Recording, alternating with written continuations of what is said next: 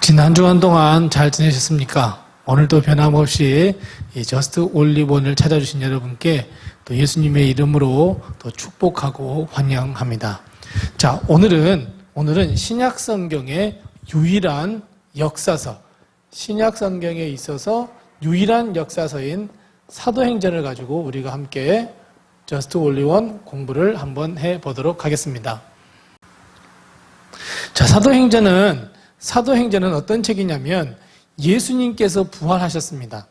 예수님께서 부활하시고 난 다음에 승천하시죠. 그래서 예수님께서 부활하시고 승천하신 그 이후에 교회가 어떻게 탄생했는지, 교회가 어떻게 탄생을 했고 어떻게 형성이 되었는지 바로 보여주는 책이 바로 사도행전입니다. 그러니까 사도행전의 가장 중요한 핵심 가운데 하나는 바로 교회입니다. 그래서 이 교회라고 하는 것이 이 사도행전에서 어떻게 그려졌고, 그리고 뿐만 아니라 지금을 살고 있는 우리가 다니고 있는 이 교회가 어떤 모습으로 나가야 할지, 어떻게 교회가 하나님의 사명을 가지고 나가야 할지를 잘 보여주는 책이 바로 이 사도행전입니다. 그래서 사도행전은 어떻게 우리가 신앙을 다시 한번, 성령의 역사를 다시 한번 새롭게 써가고 재도약을 하고 부흥하게 할 것인가 하는 것을 보여주는 책이 바로 사도행전입니다. 그래서 교회를 잘 알기 위해서는 반드시 이 사도행전을 보아야 하고, 교회가 어떻게 해나가고 그리고 비전을 이루기 위해서 어떤 방향으로 나가야 할지를 잘 알고자 한다면 이 사도행전을 보아야 합니다. 그래서 그런 의미에서 볼 때 사도행전의 제2 저스트 올리원은 우리가 잘 알고 있는 말씀입니다. 어떤 말씀입니까? 사도행전 1장 8절 말씀입니다.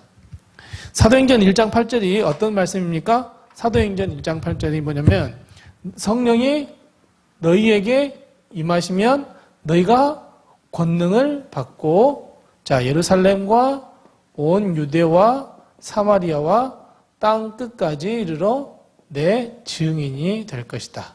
우리가 아주 거의 외우고 있는 말씀입니다.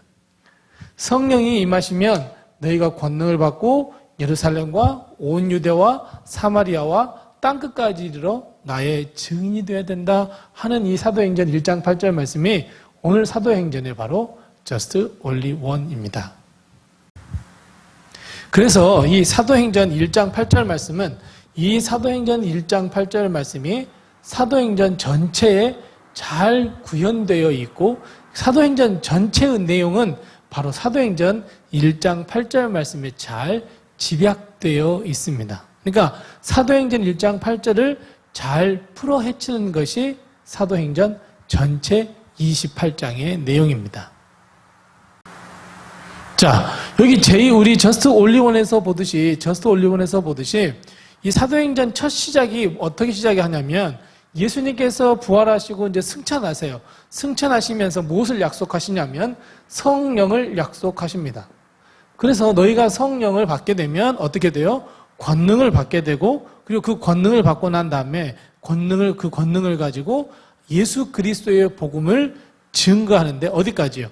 땅 끝까지 증언하게 될 것이라고 예수님은 단언하고 있고, 바로 이 역사를 보여주고 있는 것이 바로 사도행전입니다.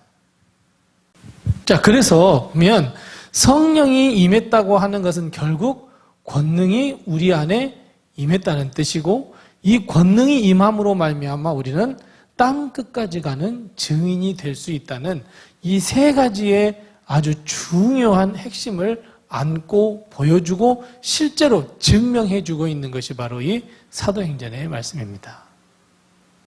자, 그 대표적인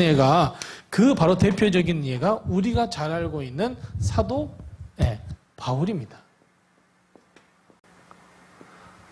자, 사도 바울은 어떤 사람이었습니까? 맨 첫 시작이, 사도 바울의 첫 시작이 어떤 시작이었냐면 예수님을 핍박하던 자였습니다. 예수님을 핍박하던 자였어요. 예수님을 믿지 않았던 사람이에요. 그런데 어때요? 예수님께서 만나셔서 성령이 임하셔요. 성령이 임하자 어떤 사람으로 변했어요? 권능을 입고 어때요? 땅끝까지 복음을 증거하려는 갈망을 가지고 우리가 잘 알듯이 전도여행 1차, 2차, 3차를 통해서 전도도 하고 선교도 하고 교회도 세워나가고 그리고 그 교회를 잘 유지하기 위해서 서신도 씁니다. 신약성경의 대부분을 쓴 사람이 바로 바울입니다. 그러니까 바울은 이 사도행전의 just only one인 이 사도행전 1장 8절의 말씀을 잘 그의 삶 속에서 보여준 사람이 바로 이 바울입니다. 그래서 바울을 통해서 우리는 사도행전을 읽을 수 있습니다. 그래서 사도행전은 네 분류로 볼 수 있어요. 네 가지로 우리 크게 구성되고 있는데 첫 번째 구성이 무엇이냐면 바로 베드로 이야기예요. 그리고 두 번째 이야기가 어떤 이야기예요? 두 번째 이야기는 바로 빌립의 이야기예요. 빌립의 이야기. 세 번째는 어떤 거예요? 세 번째 말씀은 바로 우리가 잘 알고 있는 바울 이야기예요. 그런데 이 베드로와 빌립과 바울의 사역이 가능하게 하도록 한 이 첫 번째가 뭐냐면 성령의 충만함이에요. 그러니까 사도행전은 네 가지예요. 성령의 충만함, 그리고 베드로를 중심으로 한 사역, 그리고 빌립 집사님을 중심으로 한 사역, 물론 스데반도 여기에 포함이 됩니다. 그리고 바울을 중심으로 한 사역. 이렇게 해서 이 네 분리로 나눠질 수 있는 책이 바로 이 사도행전입니다. 자, 말씀대로 보세요. 성령이 임하시고 권능을 받고 땅끝까지 복음을 증거했다 그랬잖아요. 사도행전은 성령을 받아요. 성령의 충만함을 받아서 베드로라든지 스데반이라든지 이 빌립 집사님까지 열심히 복음이 증거가 돼요. 증거가 되고 있다가 8장, 사도행전 8장에 보면 어떤 말씀이 있어요? 8장에서부터 비로소 하나님께서 교회에 박해를 가하셔서 어때요? 교회가 땅 끝까지 여러 나라로 갈 수 있도록 했다라고 사도행전 8장에 말씀하고 있어요. 그래서 이 이후로 바울이 등장을 하고 바울이 1차, 2차, 3차 전도여행을 통해서 어때요? 로마. 그리고 그 당시 바울이 늘 생각하던 땅 끝은 어디냐면 우리가 잘 알고 있는 서바나입니다. 스페인이에요. 이 사바나까지 복음이 증거된다 하는 것을 보여주는 것이 바로 이 사도행전 전체의 내용이고 바로 just only one입니다. 자, 그리고 나서 사도행전은 이 역사를 다 보여주고 난 다음에 사도행전 끝부분에 보면 자, 복음이라는 게 무엇인가? 복음이라는 게 무엇인가? 사도행전 28장 31절에 뭐라고 말씀하고 있냐면 복음이라고 하는 건 딱 두 가지야. 뭐예요? 하나님의 나라와 예수 그리스도야. 복음은 하나님의 나라와 예수 그리스도에 관한 것이고 그것을 가르치고 증거하는 것이 우리가 해야 할 본분이에요. 그리고 그것을 가능하게 하는 것은 성령의 충만함 그리고 성령의 권능을 받는 일이에요. 이걸 잘 보여주고 있는 책이 바로 사도행전입니다. 그래서 이 사도행전은 과거와 현재와 미래가 함께 있는 책이 바로 사도행전입니다.